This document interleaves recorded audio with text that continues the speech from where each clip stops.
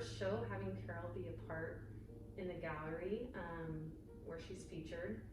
And we had just a few questions that we wanted to kind of go over to learn a little bit more about you and your work and your process. So Carol's our only weaver where she uses willow in the gallery, and we wanted to kind of go over your initial inspiration for your work and how you kind of got started into weaving. A few years ago, now several years ago, I worked as a botanist. I love plants, and I was involved with the Native Plant Society of Oregon as the program person.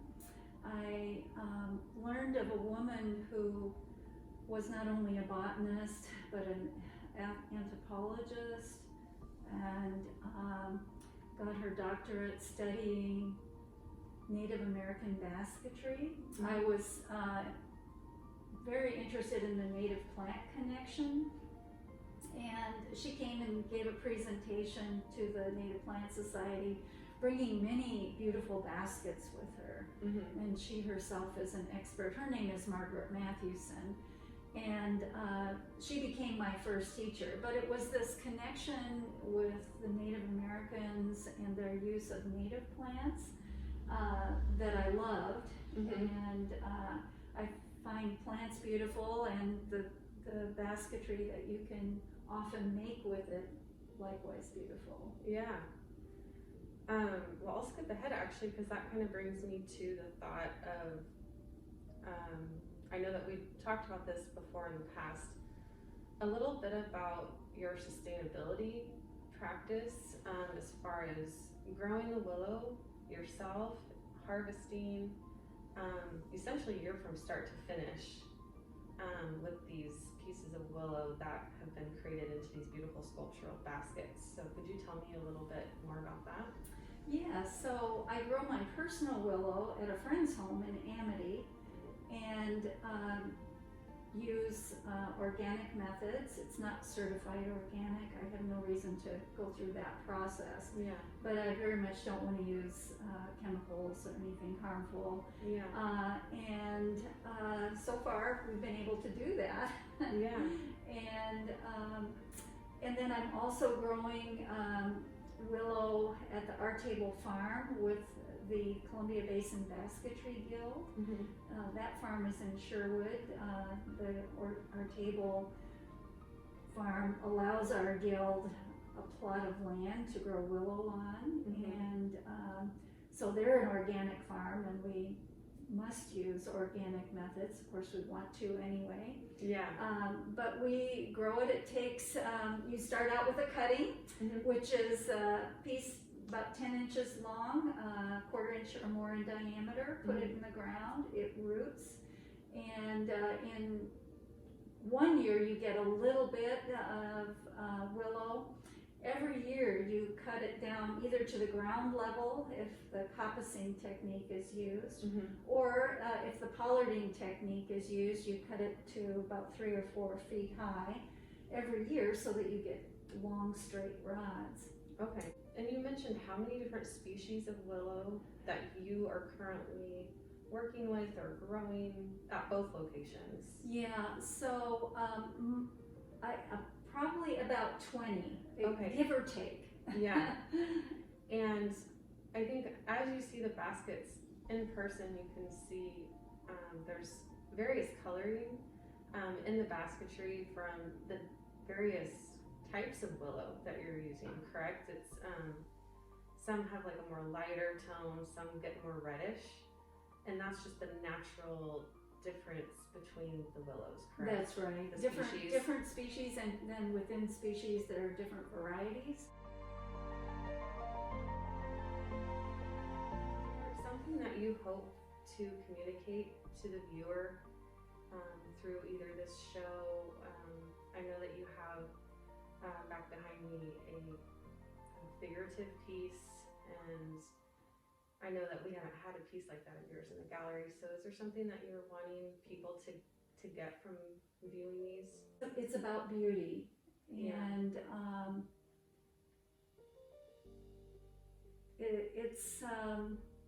something that I've been thinking a lot about, especially as I get more into figurative pieces, and I've been doing more drawing to inform my understanding of human anatomy, or if it's an animal piece of animal anatomy, to make it more lifelike. But then that leads me to wanting to convey more than just beauty as well. So I'm thinking more about the importance of conveying emotion and telling a story. And so I think with my figurative pieces, I hope to be getting into more of a message than just beauty appreciation. Yeah, not only Native American culture and tradition of growing and weaving has been influencing your work. I know that you've done various trainings even abroad to learn the techniques that you're using. Could you tell me a little bit more about how using traditional and cultural processes has gotten you where you are today with your work? So I've learned from many different teachers, primarily in the Northwest, through the local guild in Portland, Oregon, that serves the greater Portland, Vancouver area, and the rest of the state as well. So that's the Columbia Basin Basketry Guild. Many wonderful, wonderful teachers, and some of them have learned from Native Americans and know Native American techniques, and others are European basketry. And I'm not a history of worldwide basketry, but I suspect that the techniques are shared throughout the world to at least some extent. And a few years ago, I wanted to go learn more about willow basketry, and especially sculpture, and so I did go to Europe. Primarily it was Great Britain, so England and Wales were the two countries I was in, and I learned again from wonderful teachers. And there the willow tradition is much stronger, because it's been in use for practical means for hundreds and maybe thousands of years. Whereas in the United States, willow is a component of what I understand Native American basketry does, but there people use the local materials. And so at any rate, I learned this basket I did, and I did a fishing creel. I learned some sculptural techniques. The animal, the European badger. I learned techniques on how to do sculpture while I was there. So the inspiration comes from many different places, many from nature, from people. Even though you don't see people's faces in these, I've had a lot of fun meeting others and learning from other people. So it's a nice like community. The various trainings that you've received just in various areas. I like how you mentioned while in Europe you went there primarily to learn a little bit more about sculpture, it sounds like, but the connection with being in Europe is that they do use willow to create functional pieces, and they have been for centuries. And so I love that when you do bring work into the gallery, it is a combination of that. It's a combination of functionality and also sculptural beauty and art.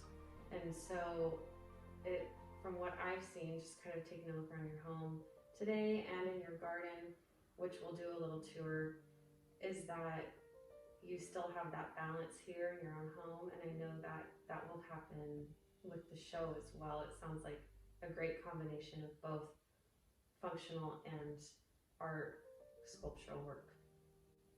So I guess since we're in 2020, we have to ask this question. How has this year affected your work? well, I've had more time to work. Yeah. There's a lot of baskets in here. Thank you so much, Carol, and let's maybe get on with the tour, huh? Shall we? So, Carol, this is the piece that you started with drawing, and it was the inspiration for the sculpture that's going to be a part of the show, correct? Yeah, so originally I wanted to create a human sculptural piece that would fit in my garden, and my garden has a few different willow arches, and this is one of them, and I thought that it was suitable for, it had room. My garden is a little crowded, and I was looking at figures, and I thought that this kind of a figure with the same bend as the arch might be pleasing. Yeah. And so originally when I did this piece, I was working on it outside to make sure that it went with the arch, and then decided I didn't want it to deteriorate outside and made a base for it with the help of a welding friend. Yeah. So it will stay indoors and not be altered by the weather and That's right. the elements. Yeah. That's right. It'll last indefinitely.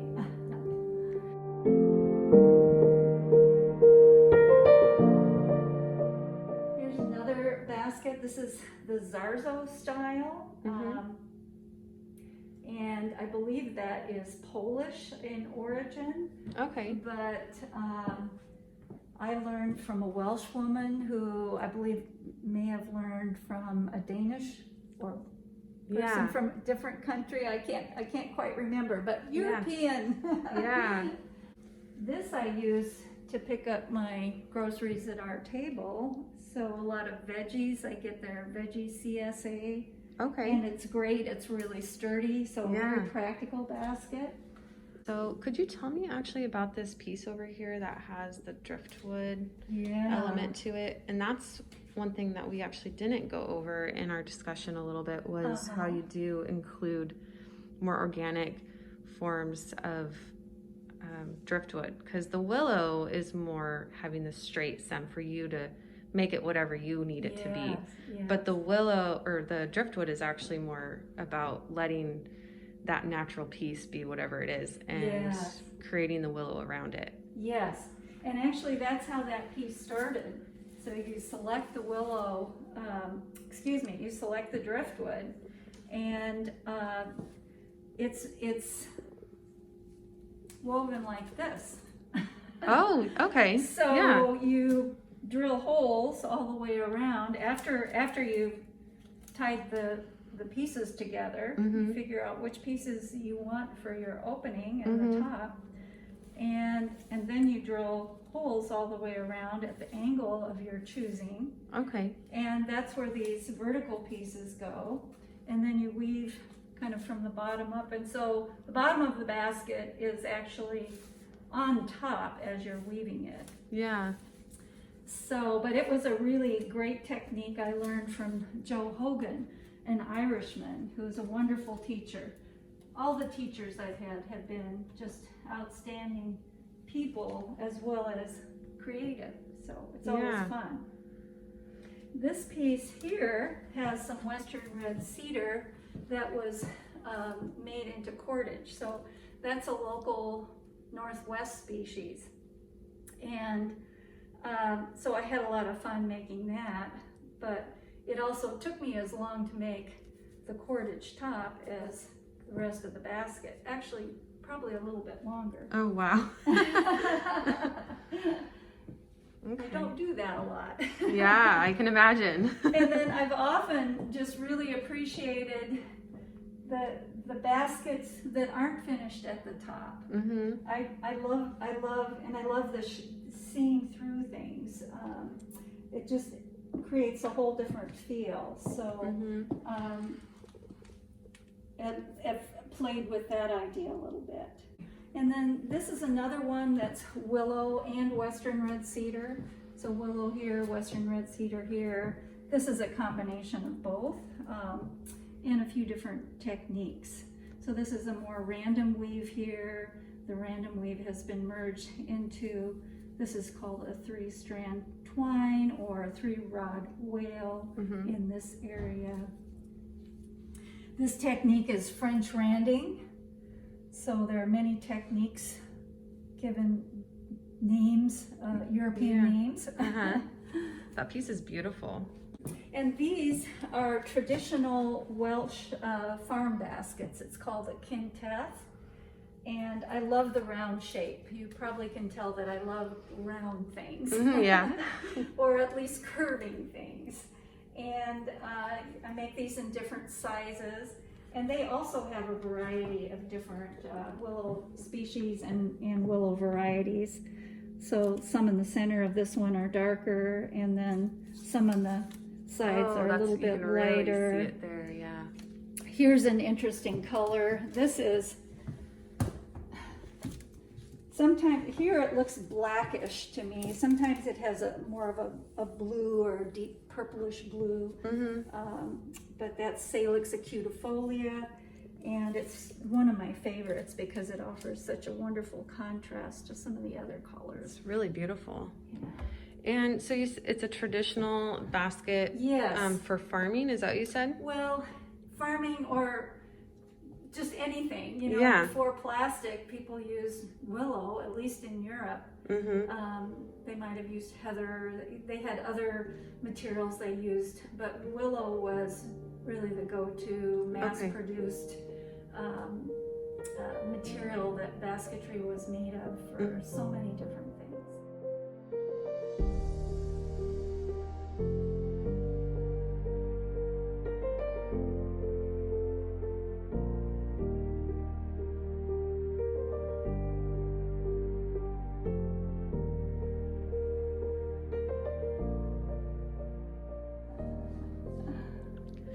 Okay, I'll just show you briefly on top.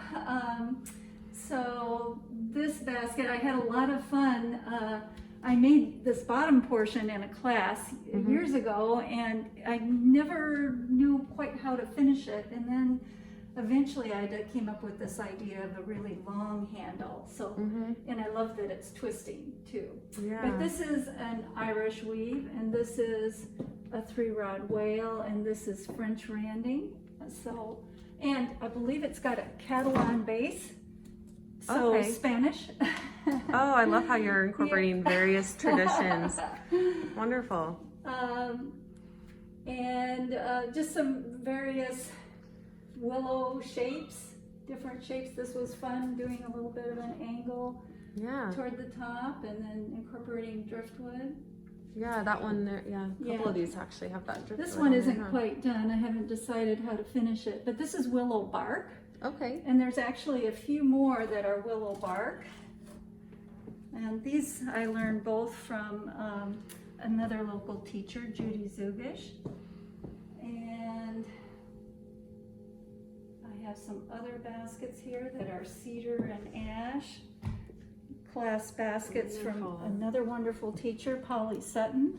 And these incorporate, is it copper wire or wire? Yeah, it's a copper colored wire. I don't know if that's really copper, but yes. And then the lighter material is ash, and the darker, which are the spokes, and you can see it at the base. This is again the Western red cedar. A lot of Western red cedar. And yeah, so this has some bear grass in it. The white is a bear grass. This is, I learned this one from a Russian teacher, a man, and that is birch bark. Okay. And then this was my very first basket. Learned from Margaret Mathewson, and this has spruce root. This is maidenhair fern, bear grass, horsetail, rosebud. Okay. So This was the Interesting. one that was all the native plants, you know, some from California, but still really fun. And it got you hooked, huh? 2 days. 2 days was it? Wow, okay. It's not a quick thing. Yeah. Oh, that's beautiful. This was, I learned this in class as well. So most of these baskets, not all, but most of them I learned in a class, and that's how I got the technique to eventually learn my own voice and come up with some of my own ideas. Yeah.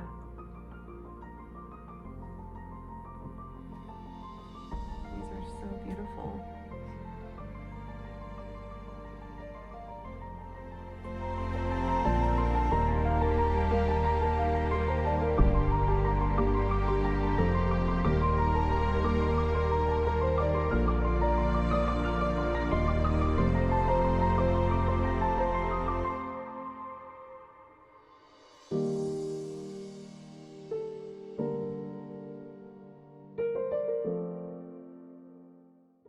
And in order to make the garden a little more special, I created some willow arches. Let's see if I can get around here.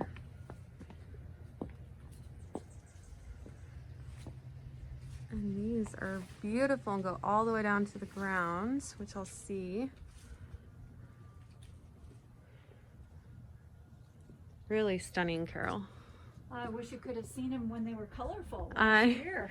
Yeah. Does the sun kind of affect the coloring of them a little bit? Well, they just age yes, they age in the wind and the weather. Yeah. But I'm going to show you how I weave it in the traditional Welsh basket called the quintet. And one of the things I'm going to do is pre-bend the willow around this wood form. So one of the things that is a goal with most willow work is to not kink it, so to not have angles.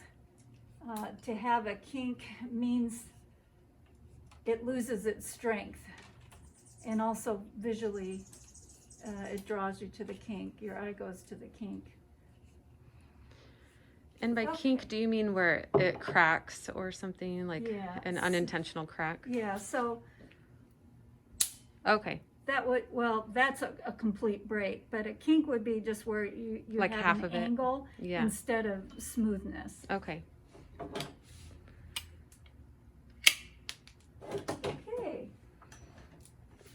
So you can maybe see the pieces go back and forth across, these are called ribs. Okay. And so you alternate the side you start on. So I was just checking that. And this is going to go back and forth, just back around one side of the hoop and then back again. So I'm just trying to make sure that I have the right amount, but not too much. Okay. So, and here I'm trying not to kink it.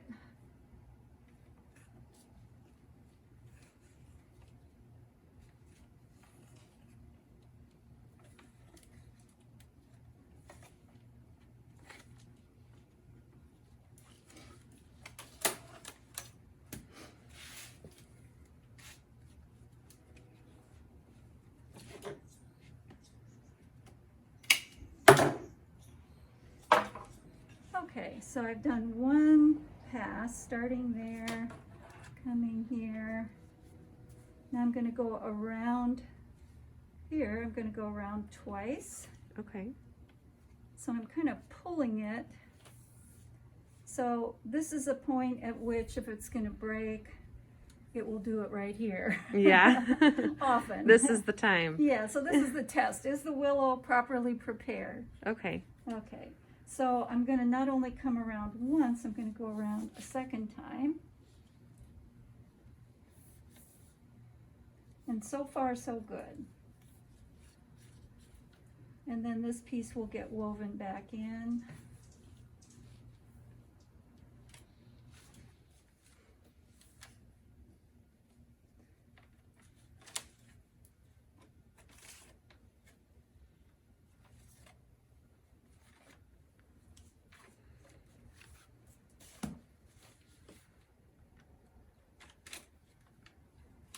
And then it's cut on the same place where I started. Okay.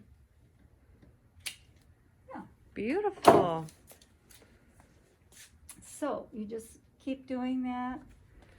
Here I have some marks where this is going to be the handholds. Okay. And so that tells me to stop. I'm not going to weave where the handholds are. Beautiful. Okay. Thank you, Carol. Yeah.